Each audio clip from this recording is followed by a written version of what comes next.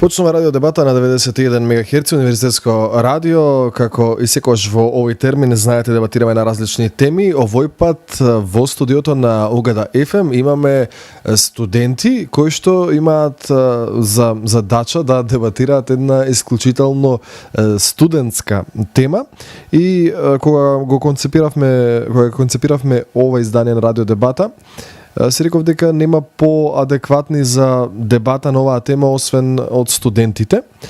Темата е студентските домови треба да ги менаџира државата. Значи ќе дебатираме за тоа дали студентските домови треба да ги менаџира државата. Менаџирањето на одредени институции било проблематично и дебатливо за тоа кои институции кои треба да ги менаџира и дали треба да ги менаџира државата. Денес ние, како што реков, ќе зборуваме за студентските домови и за тоа дали државата треба да ги менаџира нив. Во секој сегмент, особено во оние делови кои што имаат, да речеме, економска профитабилност или оние институции кои што работат на економска логика, проблематично е кога државата ги менаџира работите. Пред повеќе од 20 години имавме еден систем во кој државата менаџираше се. Некои ќе речат дека таквиот систем е подобар затоа што државата се грижи за се. Но од една таква констелација имаме ситуација во која што државата повеќе не се грижи за се и не може да изигра најдобро во пазарни услови, односно на некој начин како менаџер не може државата се снајде најдобро во овие пазарни услови. Не може да се прилагоди, не може да ги предвиди промените, не може да ги вкалкулира трошоците во својот буџет, па оттаму имаме домови студентски кои што се запуштени, кои што не можат да се одржуваат, кои што немаат средства да ги обноват домовите и повторно чекаат од државата која што веројатно зависно од политиката, од политичката одлука за тоа како ќе ги менаџира или обнови и реновира студентските домови. Повторно во една ваква констелација на работите одржувањето на тие студентски домови се сведува на една политичка одлука што и не знам колку е добро. Рентабилноста или нерентабилноста е главниот двигател на една институција која што треба да остварува профит. Кај нас имаме државен студентски центар за студентските домови, кои, да речеме, стопанисува на некој начин со студентските домови. Почнаа да се појавуваат домови кои што се јавно-приватно партнерство и такви кои што целосно се приватни. Тоа е практично на приватно студентско сместување. Приватните домови имаат високи цени за храна, високи цени на сместување, но можеби подобри услови, а од друга страна државните имаат релативно ниски цени, но далеку полоши услови. Ние ќе дебатираме кој е најдобриот модел, како е подобро да се одвива тој процес. Дали државата треба да ги менаџира студентските домови? Добре дојде велам за студентите, четворица студенти во два тима, во тимот на афирмативците, односно оние кои што сметаат дека студентските домови треба да ги менаџира државата, се Марија Маринкова и Кристијан Панев, студенти на правниот факултет, и во тимот на негативците Сашо Апостолов и Душко Стојановски, исто така студенти, едниот на правниот, едниот на факултетот на медицинскиот факултет. Добре дечки за сите во студиото на универзитетското радио. Први збор има тимот на афирмативците, ќе ги повторам само на кратко правилата. Имате право на 5 до 6 минути говор, зависно од тоа колку реплики ќе имате. Од спротивниот тим имате право на 2 реплики за време на говорот на едниот од излагачите. Прв ќе зборува од тимот на афирмативците Кико ми се чини. Кристијан Панев, повели со твоите 5. Односно, не. Добро, сепак Марија Маринкова и даваме предност на единствената дама во студиото. Марија, повели со твој одговор, имаш 5 минути. Така, значи, благодарам за најавата пред се.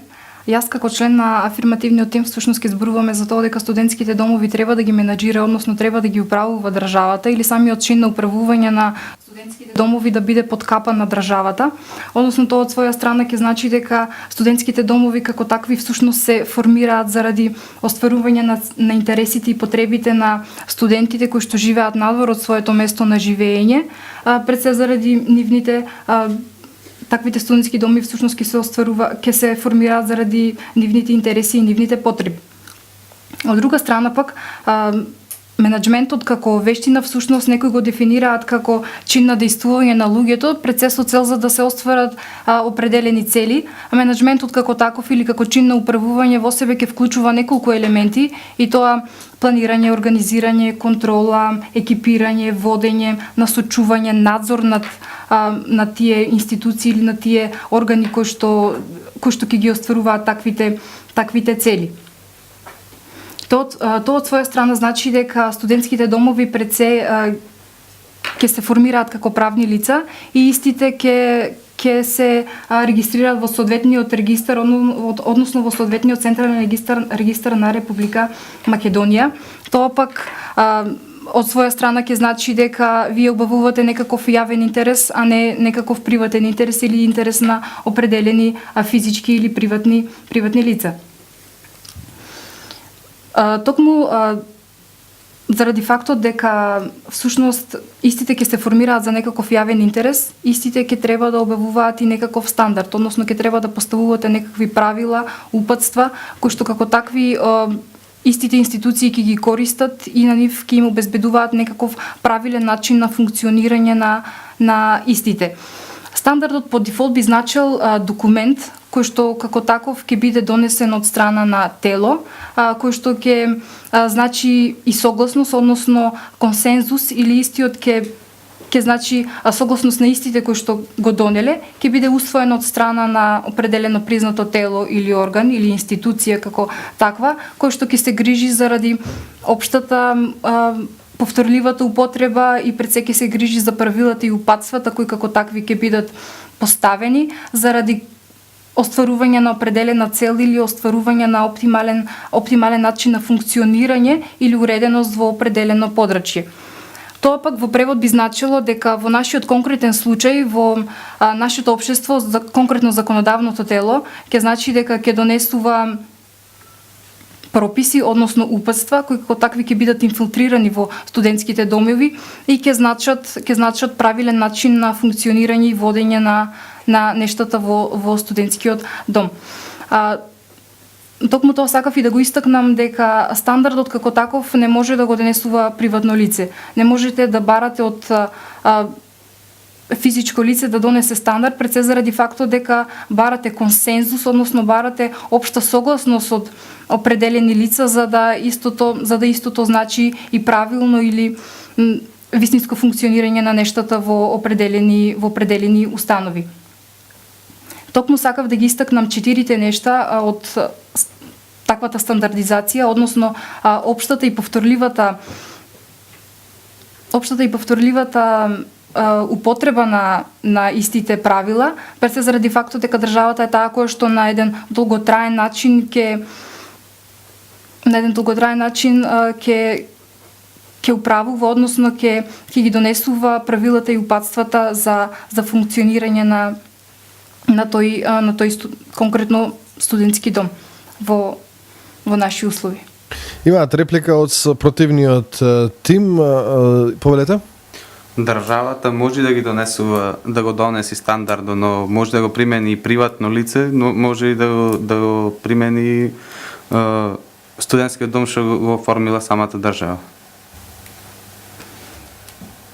Токму така пред се и конкретно во нашиот закон за студентски стандард е предвидено дека освен студентските односно освен државните студентски домови ќе значи и формирање на приватни студентски домови пред секој што ќе бидат повторно под капата на државата, повторно ќе бидат надгледувани од истите и ќе значи дека и тие приватни домови, односно истите ќе бидат надгледувани од страна на државата и истите упатства ќе бидат пред се доволни за нивно функционирање.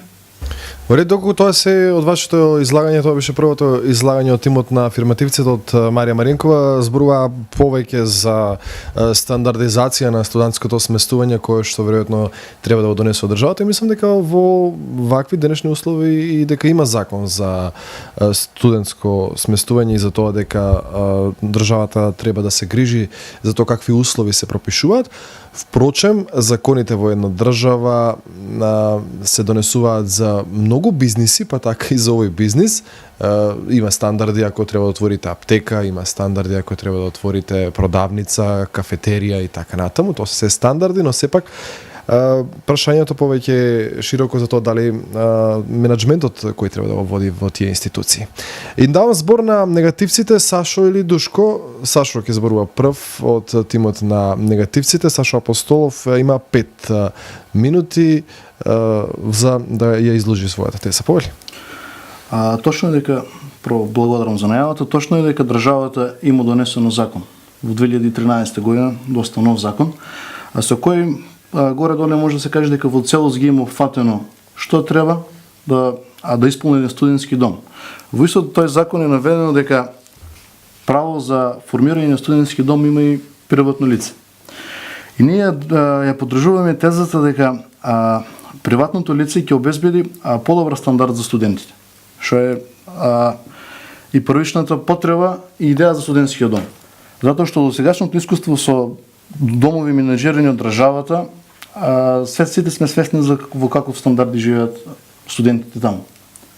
Еднакво ако се дозволи приватни лица да, тоест им се помогне и бидат стимулирани да отворат приватни студентски домови, ќе се зголеми прво конкуренцијата на државните студентски домови. Со тоа што кога се зголемува конкуренцијата, паѓаат цените, се подобруваат условите, затоа што ќе дојде до борба за потрошувачи, за студенти. Инаку многу е битен економскиот фактор. Како прво има истражување во Црна Гора направено, во кое англиска фирма ќе гради приватен студентски дом, со тоа што државата ќе заштити 4 милиона евро, што не е мала сума на пари. Цените ќе бидат исти како во државните студентски домови. Ќе бидат дел подпомогнати од државата, од студенти што паѓаат под буџет, а другите ќе доплаќаат не повисока цена од државните студентски домови. Значи, во Црна Гора, ако е, треба да земеме примери од Црна Гора. Приватни студентски домови не се непознати и кај нас, особено во Штип, каде што више функционираат два студентски дома, и по лично искуство можам да кажам дека се во многу подобра кондиција отколку државниот што се наоѓа во Штип. Во Штип. Друга работа што сакам да се надоврзам е дека самото држава треба да работи на темата да ги стимулира приватните собственици за отварање на студентски домови, со тоа што ќе се, да не се повторувам, пак ќе се зголеми конкуренцијата, што ќе доведе до намалување на цената, а со тоа ќе доведе до подобар стандард на студентите. А веќе државните студентски домови, факт е дека они тонат се подлабоко и подлабоко во својата мизерија. Имаме недостаток на храна, имаме недостаток на бонските продавници се скоро празни, влага, пренатрупани соби, кои што се предвидени за тројца, но там спијат 5 особи. Имам лично искуство каде имам видено дека креветот се состои од 4 блока, даска и душек. Тоа го нема како и особено во денеш, сега во овој момент, медиумите се преплавени со снимки и слики од студентскиот дом Гоце Делчев. Веќе има една интересна споредба, затворите во Норвешка се многу подобри. И со тоа можам да заклучам дека државата во цело се потврдила во менеџирањето со студентските домови. Ако државата нема капацитет, услови и од економска гледна точка, зашто не овозможи приватно лице да може да функционира како студентски дом?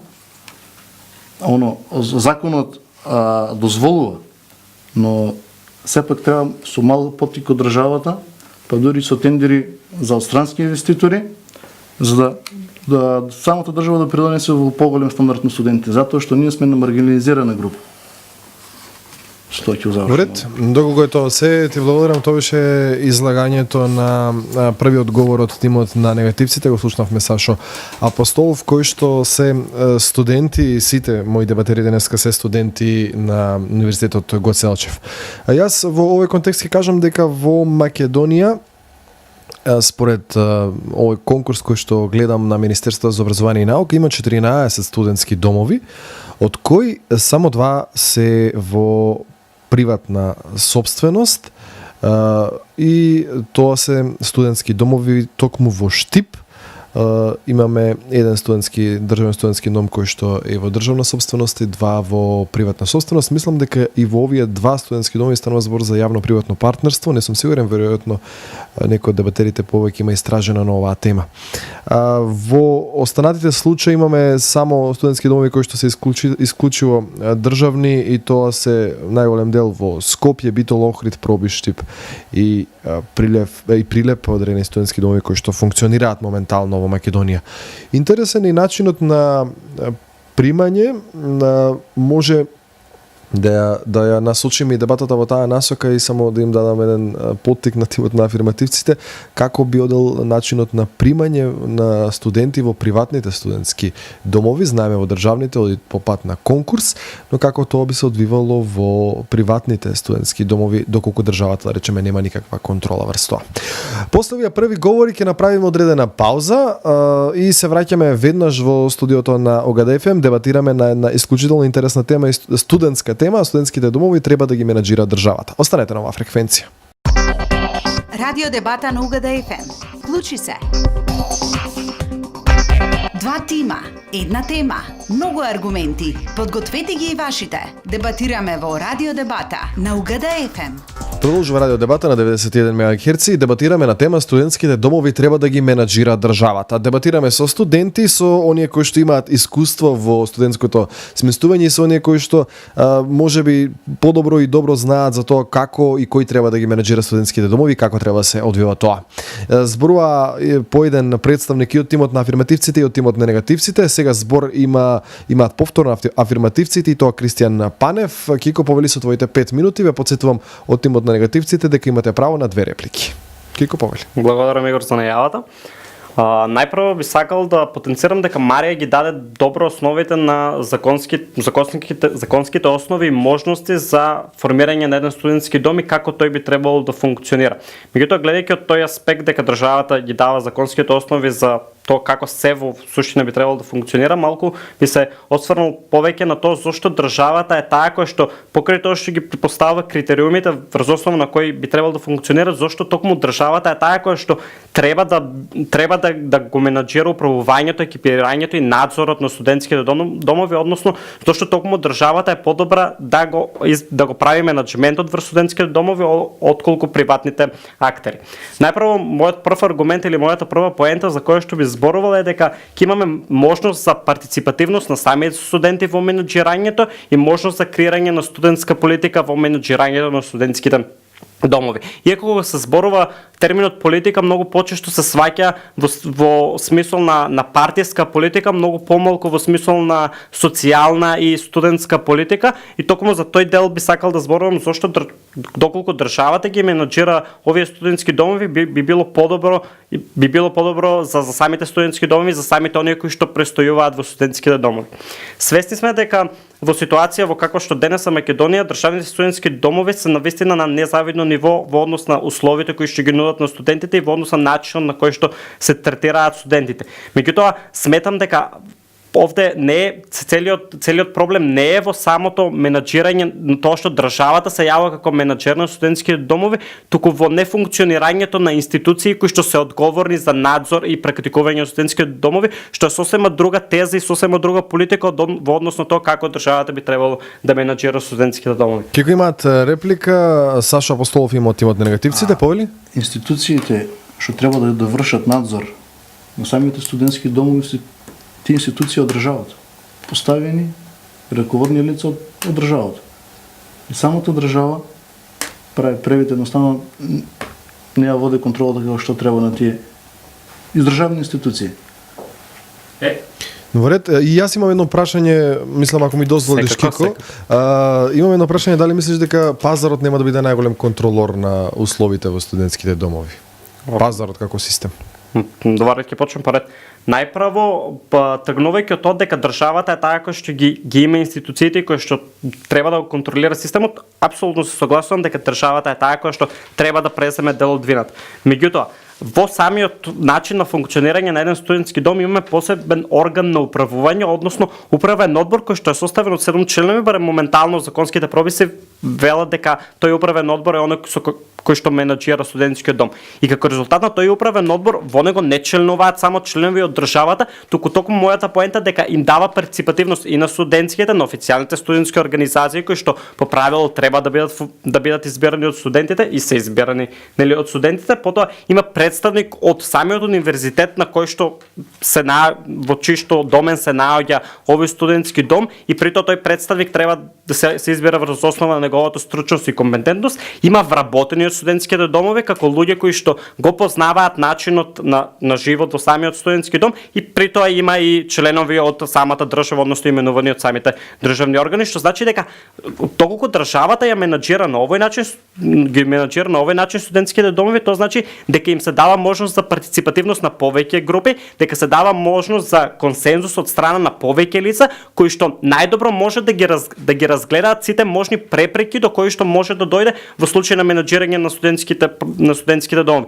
Доколку има проблем од една работа, може да се разгледаат 7 лица од различни структури, 7 лица од различни форми, тоа е тоа што го дава бенефитот кој што приватните фактори не би го давале во случајот. Од друга страна, точно е дека е дозволен да се отвори приватни студентски домови, точно дека постојат приватни студентски домови кои што воедно нели имаат подобри услови, меѓутоа и малку поголема цена од цената која што имаат студентски доми. Доколку ние ги забранеме или доколку го нема менаџирањето на државата врз студентските домови, тогаш се создава ризик од конкуренцијата на студентски доми да ја формираат само приватните лица и при тоа државата да загуби во одреден степен контрола врз основа на тоа како се поставува цената на студентските домови, како студентите влегуваат во студентските домови и кои ќе бидат оние студенти на кои што навистина им е потребно сместување и живење во студентските домови. На тој начин државата би го загубила моментот во кој што таа ќе се грижи за своите студенти од најранливите групи кои што при тоа им е потребно сакаат да се школуваат и им е потребен простор во кој што државата во голема мера ќе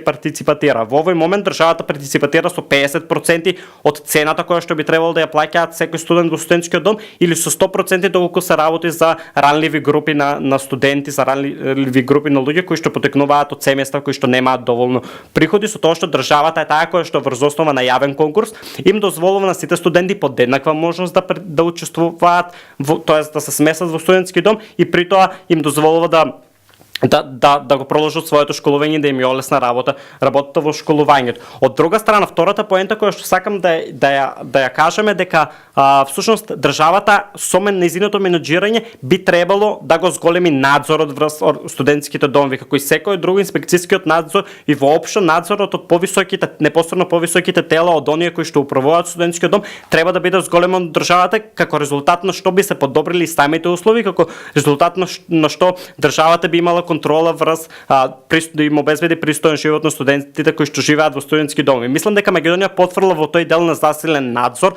на студентски домови, меѓутоа тоа не значи дека со исклучувањето на менаџерските способности на државата и менаџирањето на државата во студентските домови, дека приватните домови би биле многу подобри од тоа што од оние домови кои што државата би ги менаџирала. Ако само како пример ја тргнеме Македонија, иако е неспорно дека овде ги имаме на лошите студентски домови во светот, меѓутоа многу блиску овде компаративен пример е Словачка, која што функционира на прилично сличен начин на кој што функционираат државните студентски домови во Македонија, со тоа што исто има управител и управен одбор кој што избира управник на студентскиот дом и на сите тие управници имаат еден заеднички управник на тој студентски дом, со тоа што цената во однос на стандардите кои што ги имаат Македонија и Словачка е приближно еднаква. Ако во Македонија се плаќа 50 до 60 евра месечно, во Словачка се плаќа негде од 70 до 80 евра месечно, со тоа што условите се, студентите кои што живеат во студентски домови таму велат дека условите се многу подобри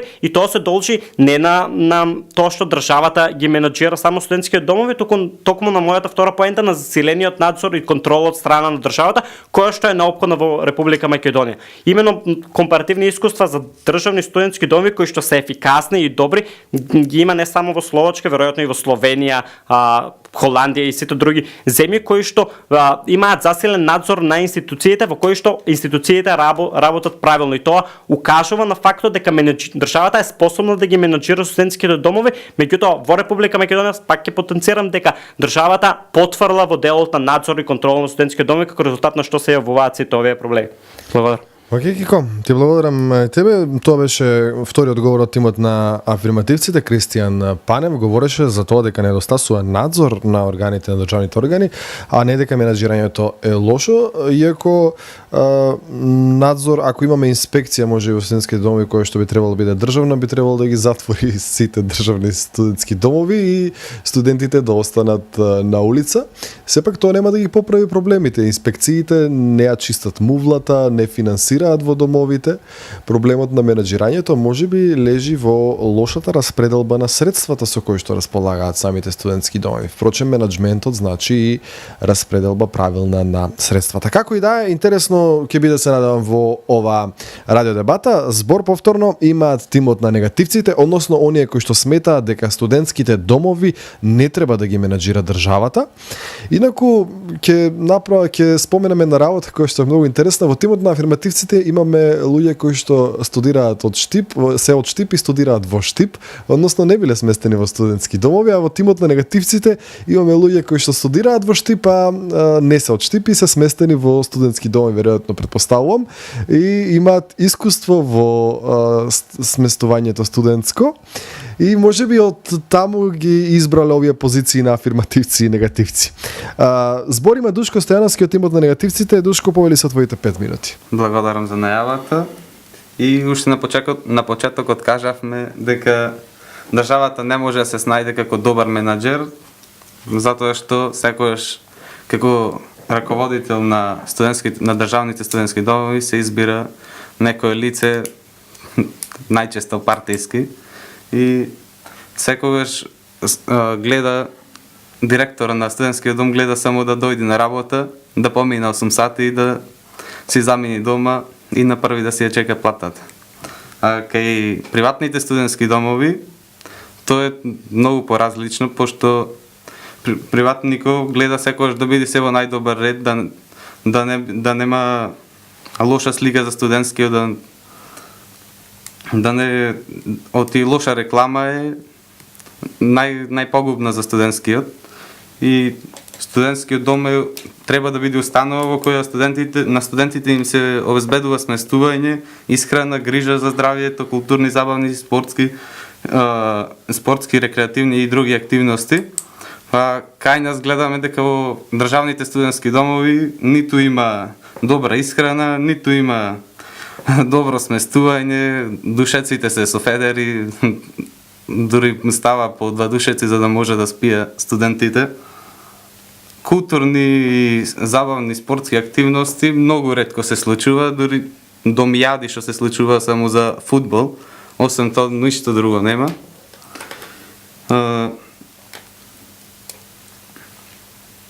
Најдобро според нас е да бидат менаџирани од приватни лица или по пат на јавно-приватно партнерство, а одека во Штип еден приватен има студентски дом, едниот е по јавно-приватно партнерство. И законот ги регулира условите за прием на студентите, како за приватните, така и за државните, значи сите студенти, сите имаат ист и од државните и од приватните домови имаат исто однос кон студентите, без разлика на тоа што се приватни или државни. Ке приватните студентски домови мора да се исполнат услови, односно да има доволен број на студенти, да се обезбедат потребни средства за основање и работа, да се обезбеди опрема, простор, соодветен кадар и други услови определени со закон. Нормативите и стандардите за да може да се отвори еден студентски дом треба да има треба да има соодветна опрема, простор, кадар и тие стандарди ги пропишува надлежниот министер, кој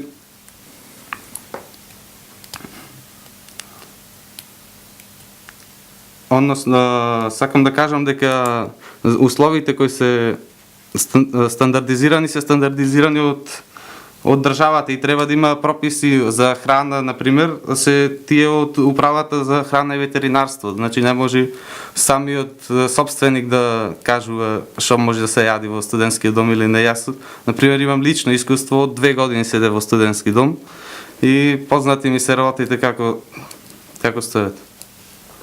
Во ред, доколку е тоа се во твоето излагање, ти благодарам. Тоа беше излагањето на Дучко Стојановски од тимот на негативците, кој што зборуваше за тоа зошто студентските домови треба да ги менаџира државата. Ги исцрпивме овој прв дел од говорите, следуваат оние завршни говори во ова издание на Радио Дебата. Дебатираме за тоа дали студентските домови треба да ги менаџира државата. Имаме два тима како и секојаш, едните сметаат дека треба, другите дека државата не е најдобар менаџер и не се наоѓа најдобро во менаџирањето на студентските домови, барем во ова општество во кое што живееме. Вас слушателите ве потсетувам дека и вие може да се вклучувате во овие радио дебати кои што ги реализираме и тоа на социјалните мрежи, како видео изданија можете да ги гледате на youtube.com/uгд-штип, а преку Facebook и преку Twitter можете да се вклучувате во дебатирањето, односно во изнесувањето на вашите ставови на овие теми, facebook.com/uгд-fm и twitter.com/uгд-fm.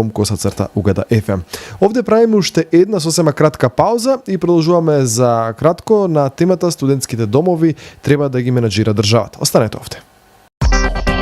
Радио Дебата на УГД-ФМ. Вклучи се.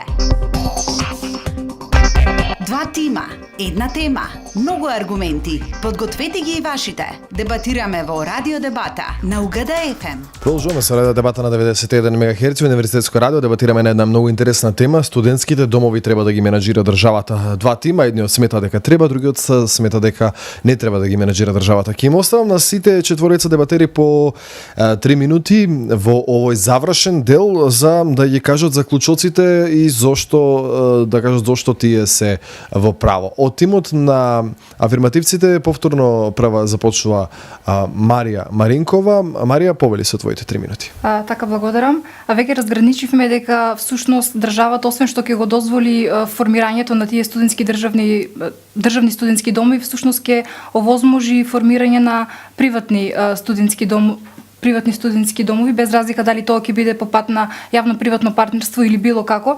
Секако дека всушност вештината на менаџирањето означува и чин на собирање на човечки ресурси, па и финансиски ресурси, и тоа од своја страна всушност и по однос на таа насока всушност ќе оди мојот последен аргумент. Затоа всушност поголемиот број од студентските домови се државни заради фактот на тоа дека по сила на законот или по сила на законските прописи се вели дека студентските домови всушност ќе се финансираат од страна на буџетот на Република Македонија. И всушност токму во таа насока оди аргументот дека приватно лице или физичко лице не би можело на тој начин да одговори на потребите на потребите од аспект на финансиски средства, да овозможи колку толку да бидат прифатливи условите заради ајде да речем функционирање на тој студентски дом. Ќе се навртам уште и на стандардизацијата, која што веќе рековме дека таа нема да значи дека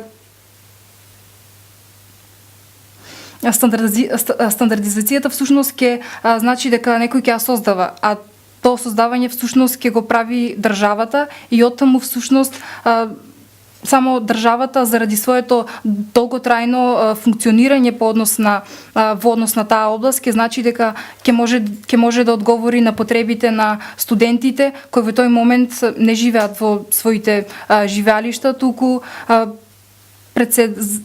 заради одговарање на нивните потреби и интереси.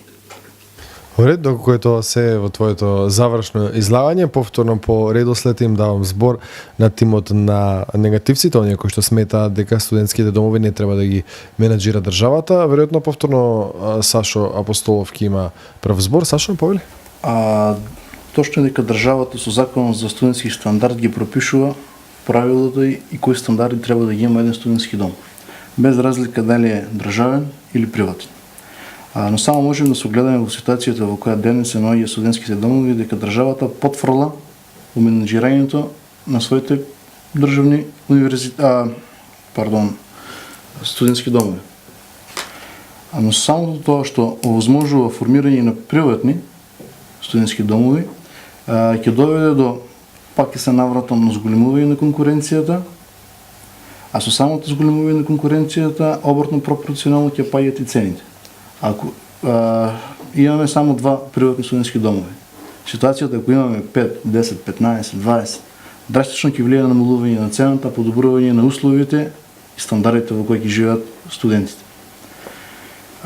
Пак ќе се навратам дека економски бенефит за државата е добар бенефит за сите нас. Самото тоа, искуството на Црна Гора со дозволување на странски инвеститор од Англија да дојде и да направи прилично за наши услови голем студентски дом со 500 легла и само до тоа што тоа значи 4 милиона заштита годишно за државата е голем плюс и мотив за државата да работи на субвенционирање на странски па и домашни приватни инвеститори кои ќе направат студентски домови. Државата ќе си го задржи правото за пропишување на стандардите и правилата на игра во приватните студентски домови, а со тоа што ќе овозможи подобар стандард за студентите. Факт е дека државата, барем моментално што се наоѓа во слободен пазар, не може баш добро да ги изменеджира сите работи.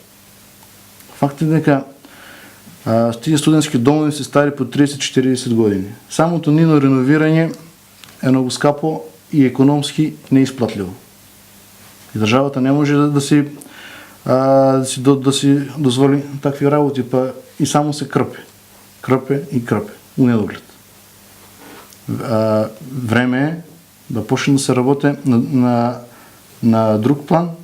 Ако више има позитивни примери од странство, зашто не се припишете тука? Вред, докато тоа се, ти благодарам за твоето излагање. Тоа беше завршното излагање на еден од тимот на негативците, подошно на Сашо Апостолов. Одиме повторно по редослед, Кико има збор во своето завршно излагање и да ја оправда својата теза зошто студентските домови треба да ги менаџира државата. Кико?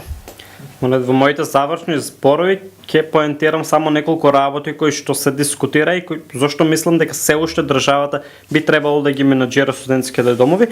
Најпрво мислам дека и самата стандардизација на условите, воспоставување на правилата на игра за тоа кој може да биде основач на студентски дом и како може да функционира студентскиот дом е влијание на државата во менаџирањето на било кој студентски дом. Меѓутоа, ако сето тоа го тргаме настрана дека државата не треба да се исклучи од воспоставување на законски прописи за како треба да функционира еден студентски дом, ако ја земеме еве пример Македонија во која што државните студентски домови потврлаат во односно условите кои што ги нудат, потврлаат во однос на имплементација на законските и правните прописи и норми, потврлаат во однос на надзорот. Сето тоа велам дека е точно и дека овде треба да се работи и да се поправи. Меѓутоа тоа не значи дека државата треба да се исклучи од менаџирањето на студентските домови и сега ќе објаснам зошто. Затоа што доколку би се исклучила државата од менаџирањето на студентски домови и им дозволиме само на приватни субјекти да креираат своји студентски домови, од негативниот тим велат ќе се зголеми конкуренцијата, по правило би паднала цената и сите студенти би биле позадоволни. Меѓутоа не е секогаш што така. Свесни сме, особено во услови во кои што ние денес живееме, дека овие приватни субјекти имаат можност да се договорат за да создадат своји општи услови, како што впрочем се договараат и самите банки, како што впрочем се договараат и осигурителните компании. Сите заедно седнуваат на една маса како приватни субјекти, се договараат да имаат свој одреден профит на кој што не ја спуштаат рамката на тоа кои ќе им бидат општите услови. И овде државата не може ништо да направи. Овде државата ја губи контролата во менаџирањето, бидејќи веќе им дозволила на приватните субјекти сами да го менаџираат тој систем. Овде државата ќе потврди многу повеќе од моментот во кој што потврдила сега, бидејќи ќе ја загуби целосно контролата на менаџирање и надзор на студентските домови и над обезбедување на пристоен услов на студентите. И за крај да поентирам уште една работа зошто доколку им се дозволи само на студентските, на приватните субјекти да менаџираат студентски домови, би се воспоставил многу поголем ризик да се исклуче партиципативноста на различни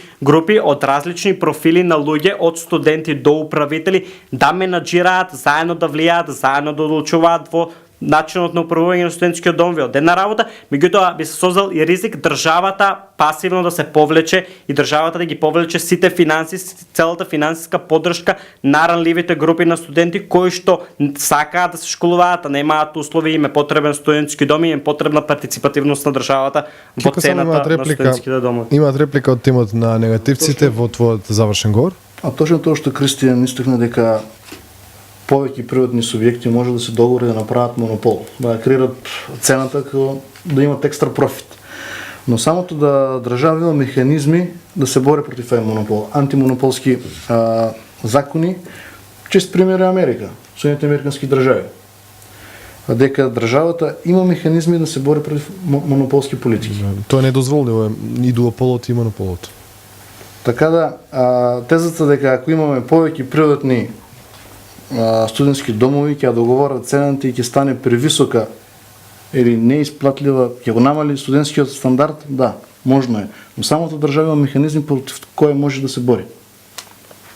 Но ето ще да одговорам на репликата и ќе завршам со мојот завршен говор. А тоа е во однос на тоа дека државата има антимонополски механизми, секоја држава има антимонополски механизми и апсолутно се согласувам. Меѓутоа еве за пример ја зедоа Америка, ако ги зедеме за пример и државните студентски домови во Америка, ќе видиме дека државата добро менаџира државните студентски домови, бидејќи студентите се задоволни, имаат добри услови, имаат добро сместување, имаат добра храна, што значи дека овде нема проблем во менаџирањето на студентските домови. Меѓутоа доколку веќе зборуваме за Македонија и за начинот на кој што Македонија ги менаџира студентските домови, за кој што тие зборуваат дека лошо менаџирање на студентските домови, тогаш веројатно државата ќе потврди и неверојатно туку со сигурност ќе потврди и во нејзините антимонополски институции, во нејзините антимонополски действувања во однос на тоа да ги спречи приватните субјекти заедно да седнат да се договорат и заедно да ја креираат цена која што ќе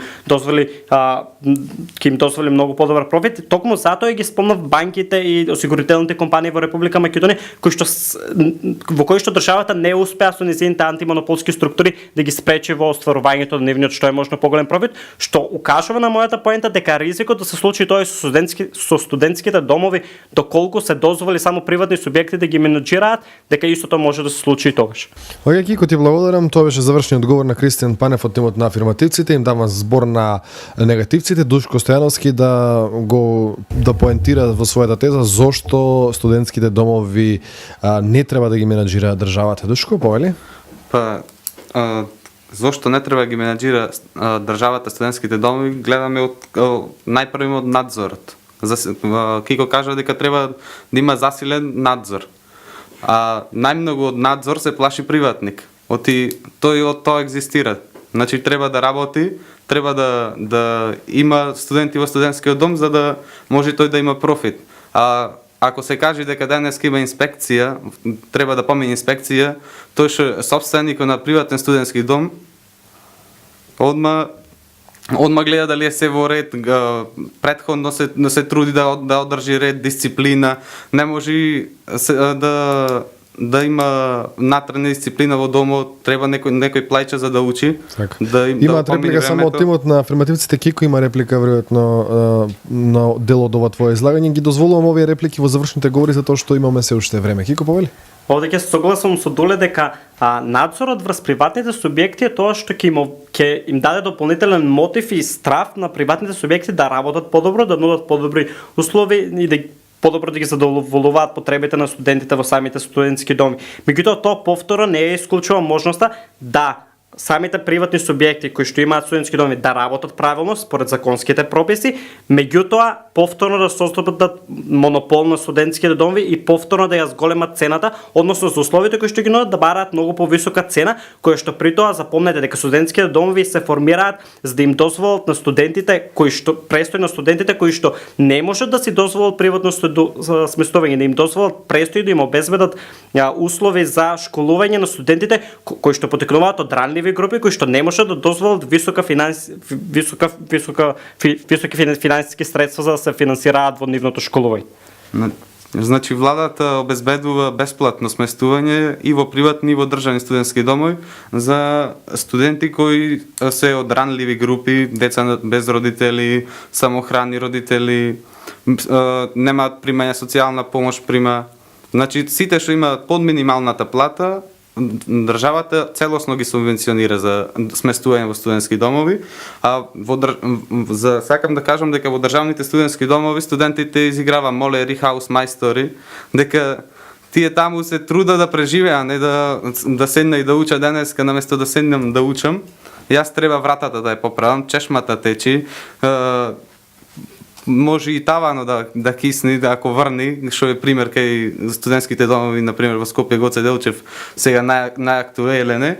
И сметам дека затоа треба да приватник да ги, мислам, треба да се овозможи на приватни лица да ги менаџираат студентските домови или по пат на јавно-приватно партнерство, да му се овозможи на одреден период на некој приватно лице, партнер, да ги менаџира студентските домови и со тоа да ги подобри условите, да се пропиши стандарди кои мора да ги исполни со студентскиот дом за да може да прима студенти во студентскиот дом. И сакам да завршам има по социјални мрежи, има многу коментари за сите студентски домови. Имаме еден од Пелагонија, вика, денеска во Пелагонија има топла вода. Вработените за празникот заборавиле да ги исклучат греачите. Значи, студентите се мачат да дојдат до топла вода. И еден коментира на постов, вика, во длабок минус се, утре нема да има ништо во бонската. Или пак нема да има ништо во мензата. Во државните студентски домови редици чека за да појде да јада. Ако не појдеш во првиот сат за јадење, од терминот за јадење, значи готово немаш, ќе јадиш само зелка, салата и леп, а другото претходно го.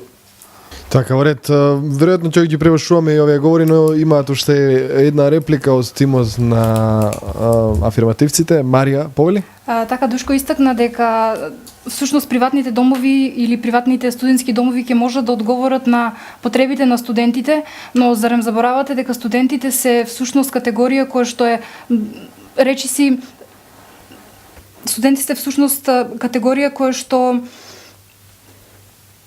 условно кажано е најранлива, но и исто така постојат голем број на студенти денес, па така да всушност формирањето на приватните домови би значило дека вие можеби ќе сместите 10-20 студенти, а од друга страна пак студентите се навистина во голем број, така да само речиси државата во поднос на тој капацитет би можела да одговори. Само државата ќе може да смести 1000 или 1200 или 750 студенти, што значи ние не можеме да очекуваме на приватни лица да формираат приватни домови и да речеме да сместуваат само 20 студенти. Односно бараме во догледни рамки да се одговори на потребите на поголем број на студенти, а не само на Душко ќе ти дозволам само уште 30 на секунди да финишира затоа што и ја завршуваме овој издание. Значи во Србија за да се отвори приватен студентски дом пропишано дека минимум треба да има 100 легла. Така може и кај нас да се регулира тоа. Мислам дека ми реплицираше за дека мал број на местата. Да, например во Штип има слободни 250 места во трите студентски дома, а има минимум 10.000 студенти што седа во студентските домови. Ако има повеќе студентски домови, например 10 да има, значи нема да се собера сите студенти во студентски домови, ама затоа во Штип има например 3000 станови кои се слободни за сместување на студентски домови. Значи, ако не му одговара на студент, ако гледа дека поскапо е во студентскиот дом од приватно, може да седи и настан. За помалце пари или за истите пари што ги дава во студентски дом, а да има поголема слобода, например. Ред, ти благодарам. Тоа беше завршен одговор на тимот на негативците и со тоа го завршуваме ова издание на Радио Дебата. Се надевам дека ви беше интересно вам слушателите и благодарам на сите оние кои што бевте со мене во студиото на Универзитетското радио кои што дебатиравте. Дебатиравме на тема студентските домови треба да ги менаџира државата. Во тимот на афирмативците Марија Маринкова и Кристијан Панев, во тимот на негативците Сашо Апостолов и Душко Стојановски. Едните кои што сметаат дека треба, другите кои што сметаат дека не треба да ги менаџира државата. Ги очекувам вашите коментари коментари, коментарите на слушателите на YouTube, на Facebook, на Twitter и се надам дека ќе се дружите. Следете ги репризните изданија на Радио Дебата во недела во 19 часот на фреквенцијата на Угада FM, а како видео издание гледајте ова Радио Дебата на youtube.com/Угада Штип. Секое добро.